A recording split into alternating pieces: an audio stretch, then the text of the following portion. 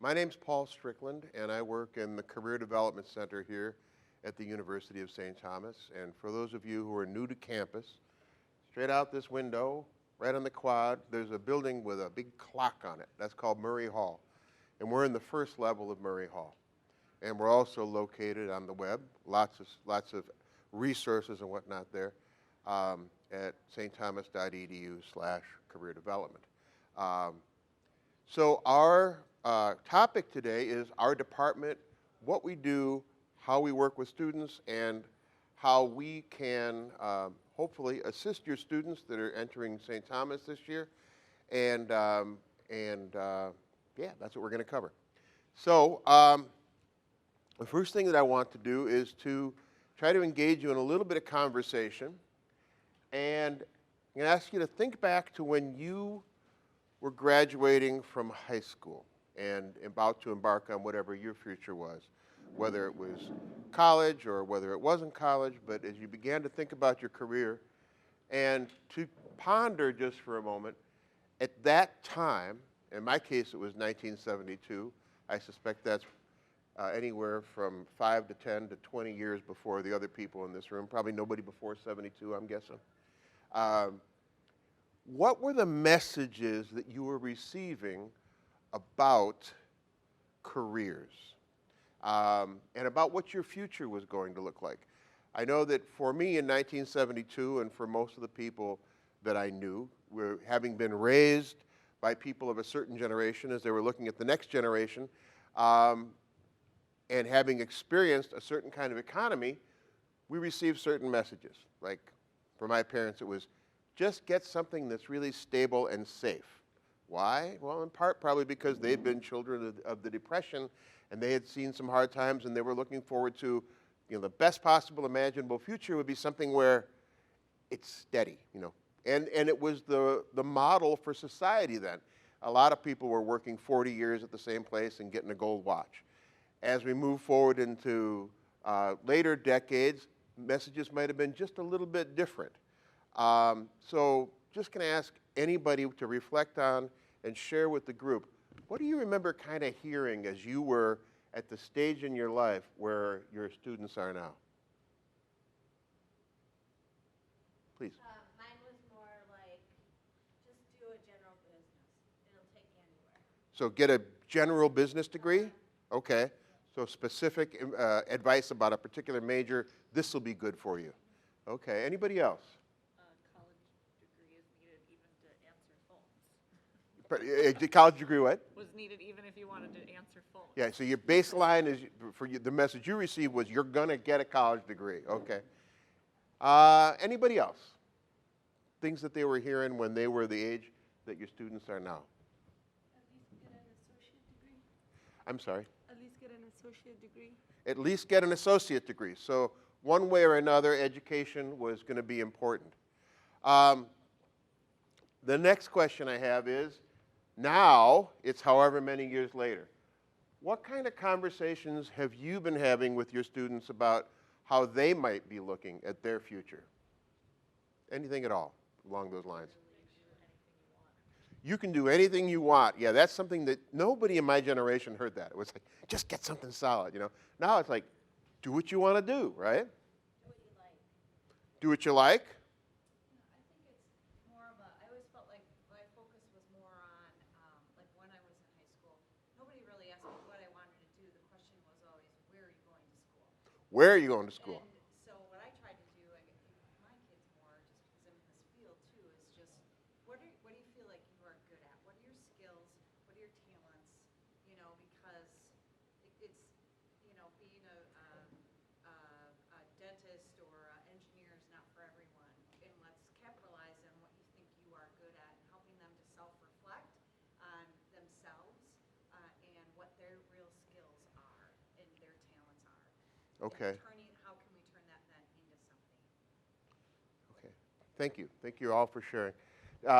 That is a pretty consistent theme that I hear more and more from parents of the next generation is kind of do what you're good at. Go after, And one other thing that I think has changed over time is like, don't expect to be working at the same place forever and ever. So things change. Our work has 4 principal parts to it. We do a lot of things, but this is a way we organize our thinking about our work, and sometimes I use it as kind of a map when a student comes in to have a conversation, and I'm trying to, if they're confused, I'm trying to figure out why are they confused and where do they maybe need to do a little bit more work in terms of how they're going to get from where they are to where they're going. And there's a copy of this in front of you. We call this our career development model. And the idea for most folks is they're going to be in the green section someday. That's implementation. That's I want to find a job. I want to find an internship. I'm going to need to interview. I'm going to need to have a good resume and that sort of thing. But that process doesn't exist in an isolated vacuum. It involves the other parts of the model, specifically the top part, the who am I? What am I good at? And of the things I'm good at and interested in, or the subjects that I'm interested in, or the subjects I'd like to study, the degree I'd like to get, moving over to the purple section, what's out there? So I really like the idea of being a communication major. I had a couple communication courses in high school, but I don't know what you would do with that. So when we have conversations with students, at least in my mind, I kind of go, where are we in the model here? Where do we need to have more conversation and maybe a little bit more work to do in order for a student to feel a sense of solid ground underneath them? Some of us in the yellow section just illustrates we work with alumni.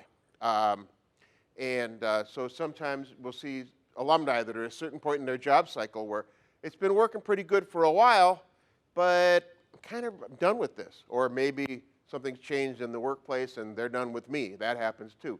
I talked with a fellow recently, his entire department was eliminated. So it's back to square one. What am I going to do? How am I going to figure that out? How am I going to figure out how I fit into what's out there? So one thing about our office is we don't, no student has to see us. We encourage all students to see us, and all students are invited. The only students that we don't see are law students and MBA students, because they have their own career development centers.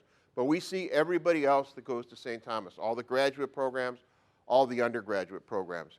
And you don't have to come in. We encourage you to come in. Some students come in between now and the first day of school, and they're already on it. They're like, I want to get a resume together because I need a resume for a work study job I'd like to get. Or I want to start thinking now about what I want to major in because I don't want to fall behind on that. And then we see students that come walking in 2 days before graduation and they go, I feel like I should have stopped in here before now. And we take all comers, you know, we'll work with you wherever it is you're at. But we do a lot of publicity. We try to get people in early because in our experience, when you get in early, with any sort of luck, there are more ways we can assist you. So I want to talk a little bit about the different ways that we work with and assist students. Self-assessment, regarding the red section on that wheel. A lot of that is conversations about majors or what can I do if I'm really good in math and I don't want to be an actuary? Or what can I do if I really want to help people but I don't want to be in the medical field? So a lot of that begins with conversations. And it's surprising to me still how often a student will sit down with me and they'll tell me, I have no idea what I want to do. And we'll chat and we'll begin talking. And after talking for 10 or 15 minutes, they know a whole lot more than they think they know. And so just the conversation sometimes unearths things that they thought about but they'd never quite expressed.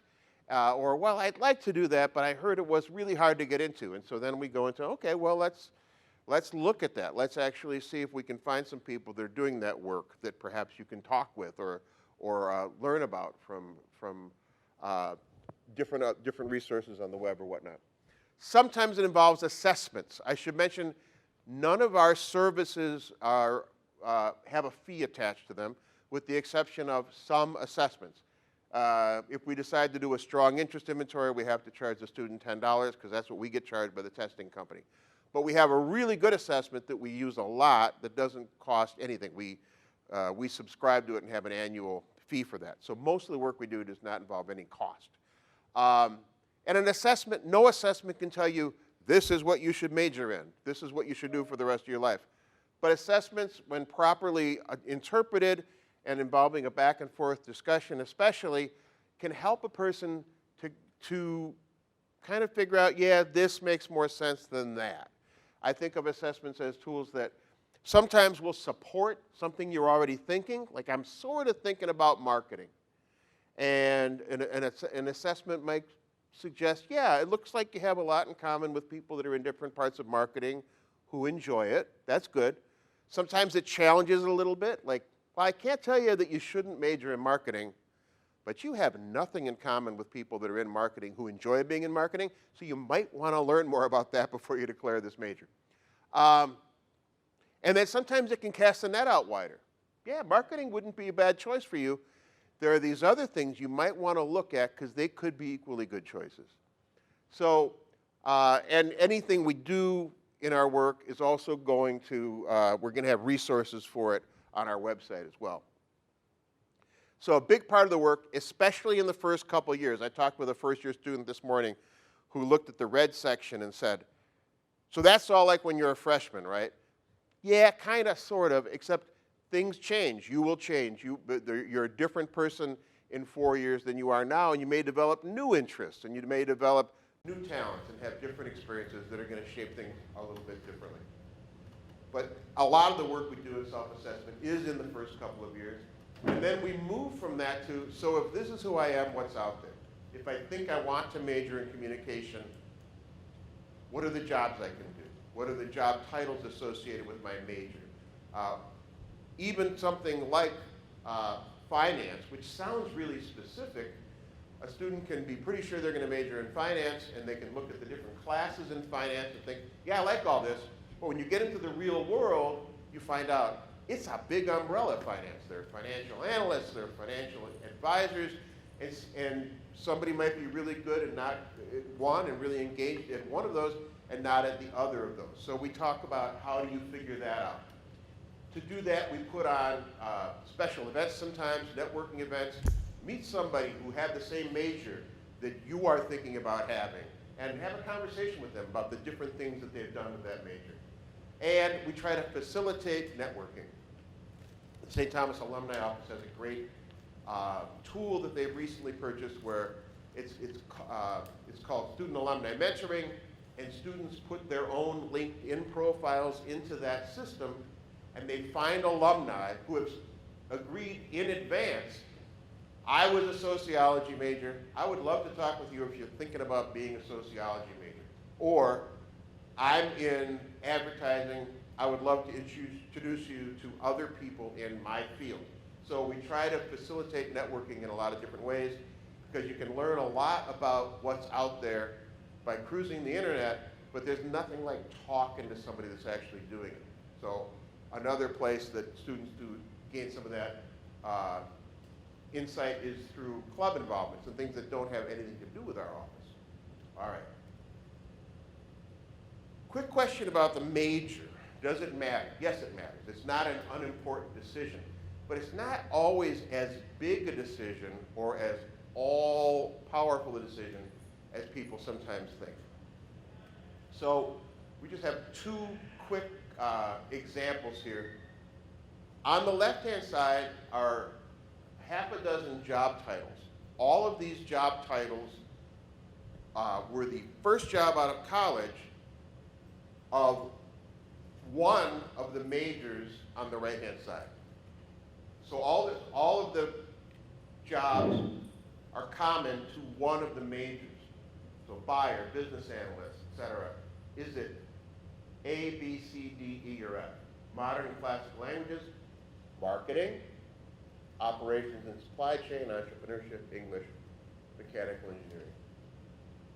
Did anybody guess operations and supply chain management? Okay. Now that's the right answer. It's probably not the only answer. A similar list, it could have been marketing, but it happens that it's operations and supply chain management. And so what I would say about that is, if you know you want to be in operations and supply chain and logistics, that's an obvious choice. You're going to do that.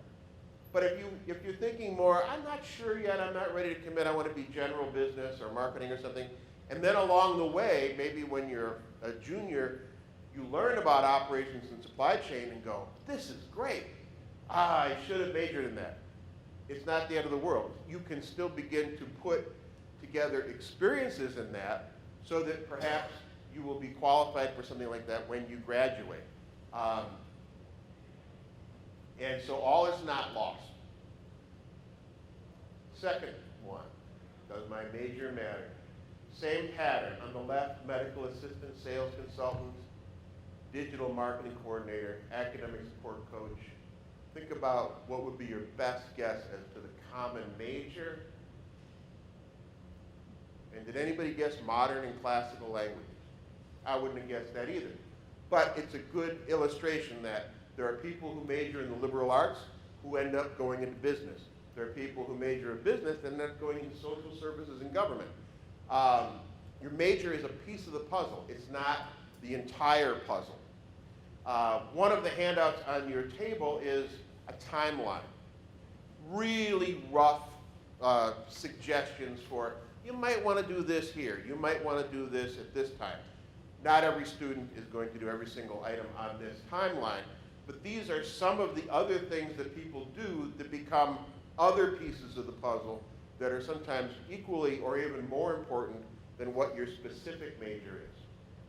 The challenge on that is the exception to the rule. If you know you want to be an accountant, you probably better be an accounting major. If you know you want to be a teacher, probably an education major. And there are a couple of other majors like that that I think of as vocationally specific. But even if you decide to become a teacher and you go through your student teaching experience and you go, oh, I made a terrible mistake, I hate teaching, you will still have that 4-year degree, all is not lost, and I see people that have made decisions like that that end up doing just fine. So it's important, but it's not the be-all and end-all. So once you've made that decision, once you've decided where you at least think you fit in out there and you want to begin experimenting with it by getting an internship or maybe a little bit later getting that first full-time permanent job, we assist with that process as well. We assist with the decision-making and the exploration, and then with the, now I want to find something. I want to be able to communicate who I think I am and what I think I can do to employers. How do I find those employers, and what do I say to them? So we work with people on resumes and cover letters a lot. We work with people on their interviewing skills. We have a website that has a Tommy Careers link where we have jobs that we post that are specific and exclusive to St. Thomas. And we have what's called our on-campus interviewing program and job fairs. On-campus interviewing is when employers come to campus and have arranged in advance to see students who they have previously selected for either internships or permanent jobs that they are planning to fill at some point in the future. Private colleges job and internship fair is the big job fair of the ones that we have.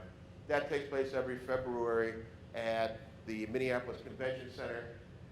Typically about 3,000 students go, about 300 employers are there, and of those 3,000 students, about 600 of them are St. Thomas students.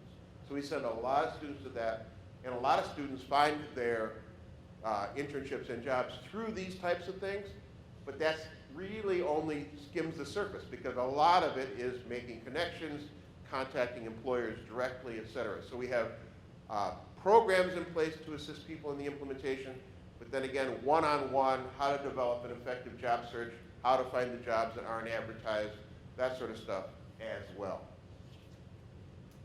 Just in the nick of time. We're supposed to be finished at 2:30, and it's 2:30, just about on the nose.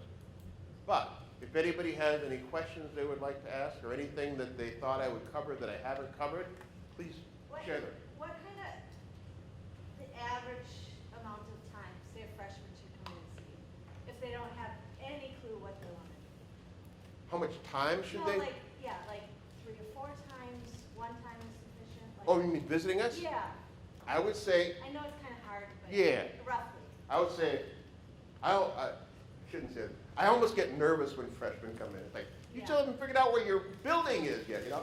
So, but I would say, start with coming in one time, and if you can't get in first semester, don't sweat, you'll be all right. You've got to take these core courses that you don't have a lot of say in, you're going to take them anyway.